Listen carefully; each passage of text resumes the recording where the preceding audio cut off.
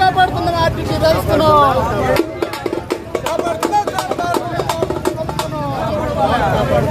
కాపాడుతున్నాం RTC సంస్థను.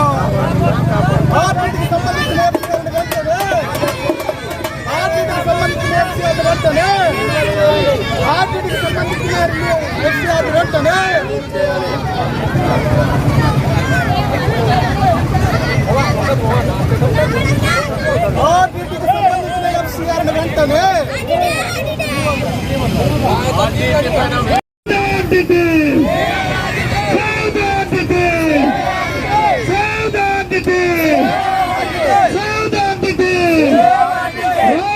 ప్రాంతానికి వరప్రసాదైనటువంటి RTC సంస్థల వెంటనే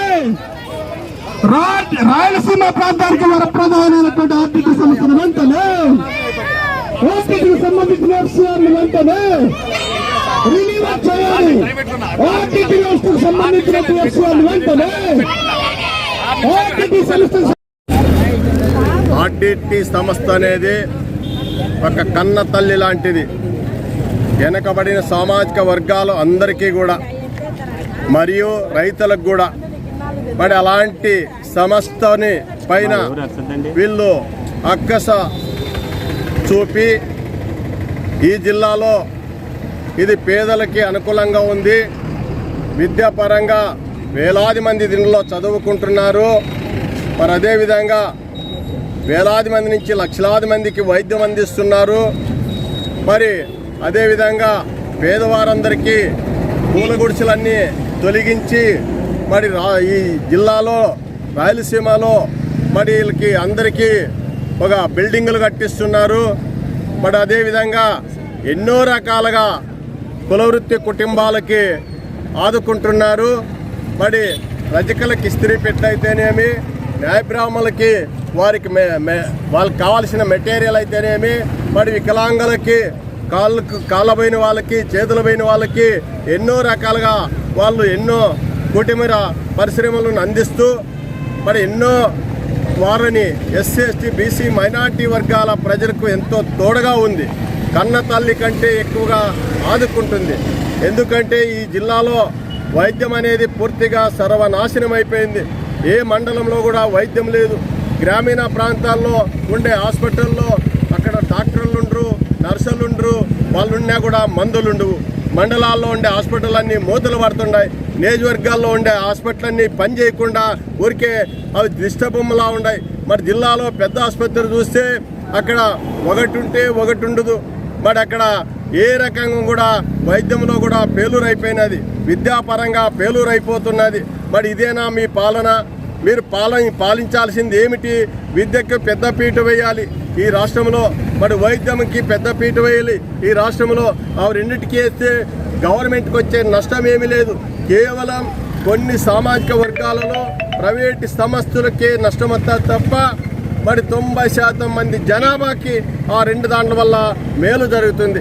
మరి ఆ 90% మంది జనాభాకి మేలు జరిగేటప్పుడు ఏ ఒక్క 10 మందికో నష్టం జరిగేటప్పుడు 10 మందినే ఎందుకు చూస్తున్నారు మీరు? మరి ఆ 10 మంది కార్పొరేట్ హాస్పిటల్ కడుతున్నారు. ఆ 10 మంది ఎన్నెన్నో పెద్ద పెద్ద బిల్డింగ్లు కట్టి స్కూళ్ళు కడుతున్నారు.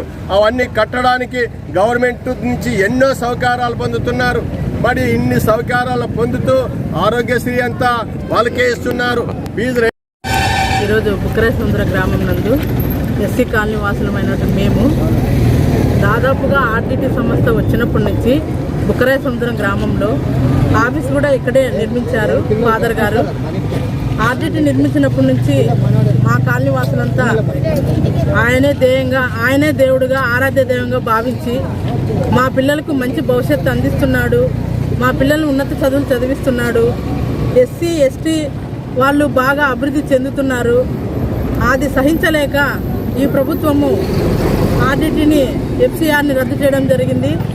ఆ రద్దు చేయడమే కాకుండా హాస్పిటల్ కావచ్చు, ఏదైనా మామూలుగా ఎవరైనా భర్త చనిపోతే భార్యలకి కుటుంబ పోషణ జరగకపోతే వారికి కూడా నెల నెల ఆ కుటుంబానికి సంబంధించిన నిత్యావసర సరుకులు కూడా పంపిణీ చేసేవాళ్ళు. అది రద్దు చేయడం వల్ల చాలా కుటుంబాలు వీధిన పడతాయి.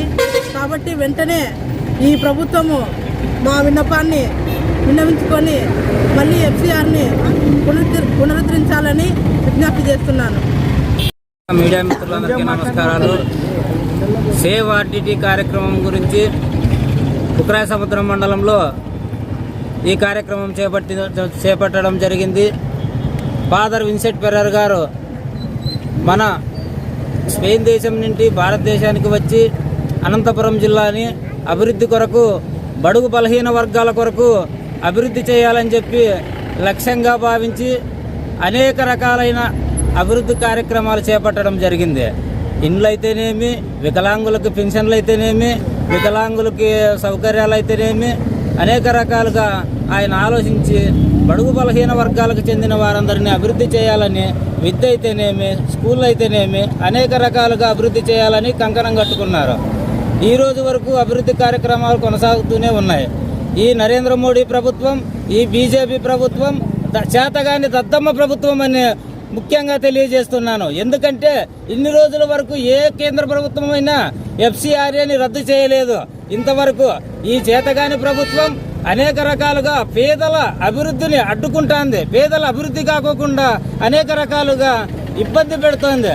ఎవరైనా సరే అనేక రకాలుగా సంఘాలందరూ అనంతపురం జిల్లాలో ఉండే సంఘాలంతా కలిసి అనేక రకాలుగా ధర్నాలు చేస్తానే కానీ, రాస్తారోకాలు చేస్తానే కానీ, ప్రెస్ మీట్లు పెడతానే కానీ ఈ చంద్రబాబు నాయుడు కూడా గుర్తించడం లేదు, స్పందించడం లేదు. కాబట్టి ఇట్లే ఈ విధంగా కొనసాగితే FCRAని రెన్యువల్ చేయకపోతే పెద్ద ఎత్తున ర్యాలీతో ఉద్యమిస్తామని హెచ్చరిక చేస్తున్నాం. జై హింద్, జై భారత్. కాపాడుతున్నాం ఆర్టీసీ వ్యవస్థను.